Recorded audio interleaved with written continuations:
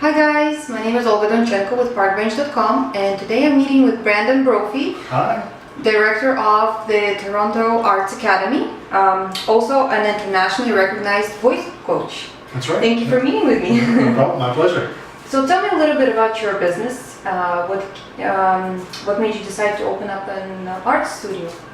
Sure. Well, I've been coaching for many years, many different musical artists that I've worked with over the last sort of 20 years or so.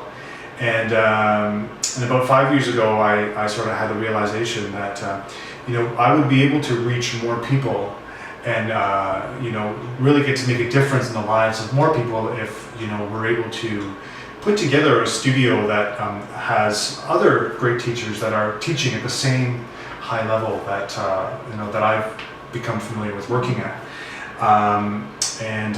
and especially in the world of voice and in the world of singing, where it's hard for a lot of contemporary singers who are working in the music industry to get really strong, good coaching and vocal fitness that's going to prepare them for the real world of singing and the real world of the music industry.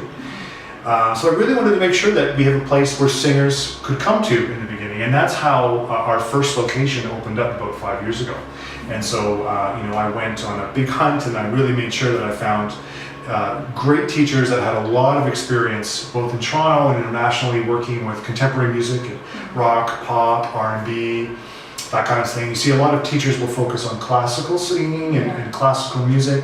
But I wanted to have a place where we could have that, but also where students and teachers could branch out into more contemporary styles as well.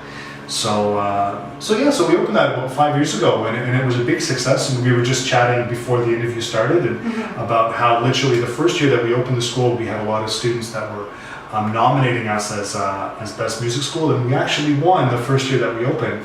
And we've won actually every year since, being Toronto's best music school. So it's been a real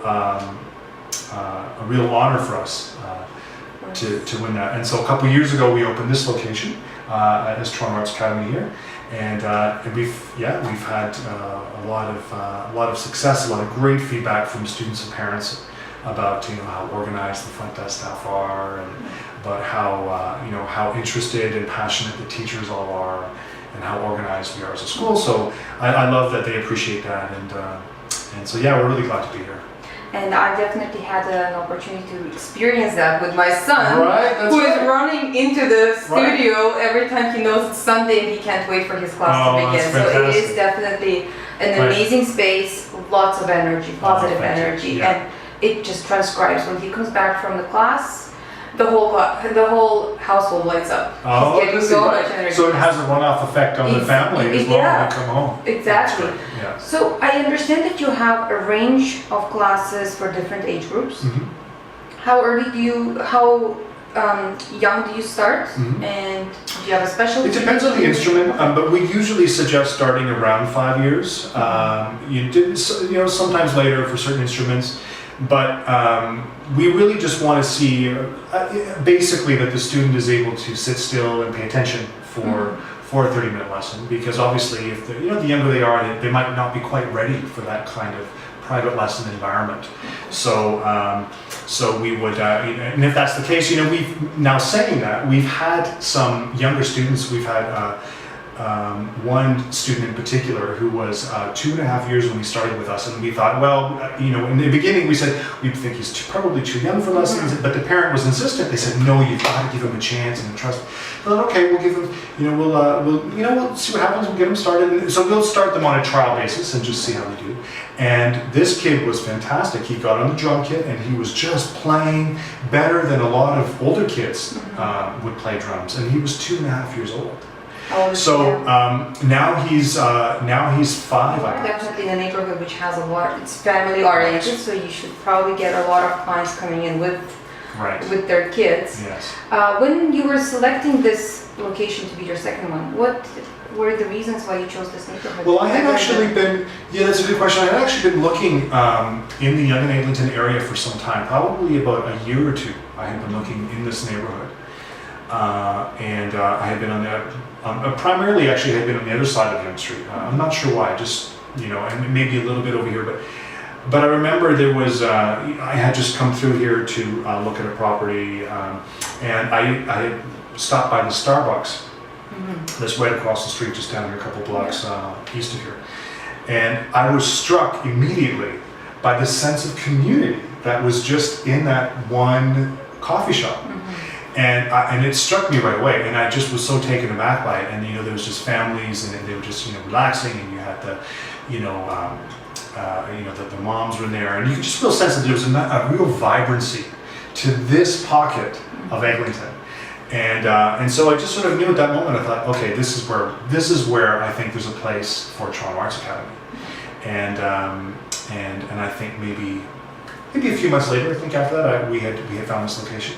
And then we moved in, and it's been exciting. It's been exciting. Experience, of course. Yeah, we've been very, very lucky and privileged and we're excited to be here. So it's a great neighborhood. It is, yes. I can really do that then from just a walking distance from you guys. So it worked very well for me. Have you noticed any changes in the few years that you've been here in this location? Have you noticed neighborhood changes, maybe the dynamic?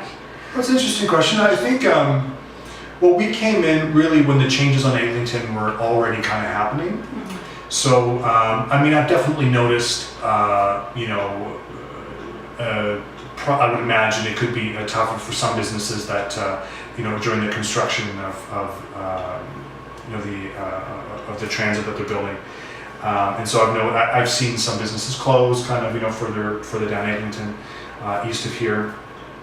But again, I am struck by the community of businesses. There is a strong community here with the Eglinton Way. They've done a great job of networking the business owners together, and you can really see that the owners are passionate about working together. Going back to your business, what's something that people don't know about your business? Oh, interesting. I'm not sure. I suppose there's the basic things like. A lot of people aren't familiar that for instance, that we're open 7 days a week, right? Or that that we are open from 9 a.m. until 9 p.m. Sometimes they're surprised by that. We have lots of free programs that often people aren't familiar with. We do free performances twice a year where the students don't have to pay anything extra for that. We do free photo days for the students, so it's just a great opportunity for the kids to come and be photographed with their instrument and then take home and put in their living room. We have free trophies and wristbands that we get away for students, as they pass their musical tests.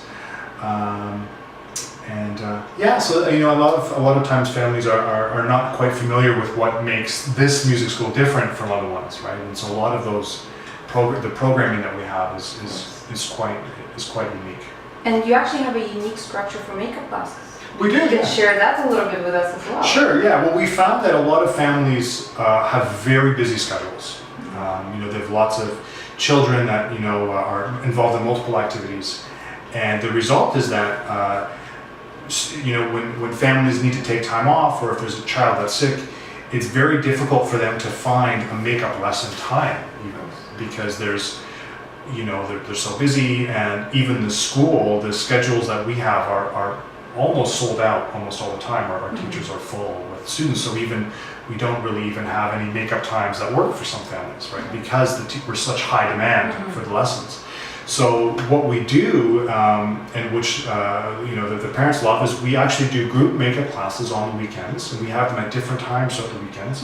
We have them on rotation for different age groups and for the different instrument levels as well, so that no matter what your schedule is, we can find a time for you on Friday, Saturday morning, Saturday afternoon, or Sunday morning, and we can get you in for a makeup class that's going to work for your schedule. And so that's, and they're also an hour long. And it's a great opportunity as well in the makeup class to get students together in their own age group in a musical environment and meet with other kids and spend time with them in a creative facility, which helps them to build friendships and build community, and because there really isn't, it's hard for kids to get together outside of school, and so this is one of the ways that we're able to offer that as well, and it's just a great way for kids to learn and make friends. And they also get, the nice thing is they get an exposure to a new instrument, or absolutely, maybe a vocal. And that's part of the flexibility of the group class as well, is if they're taking piano lessons and they want to take a makeup class in piano, they can do that. But it's also a good opportunity if they wanted to try guitar. They could try a guitar makeup class, or they could try a drum makeup class.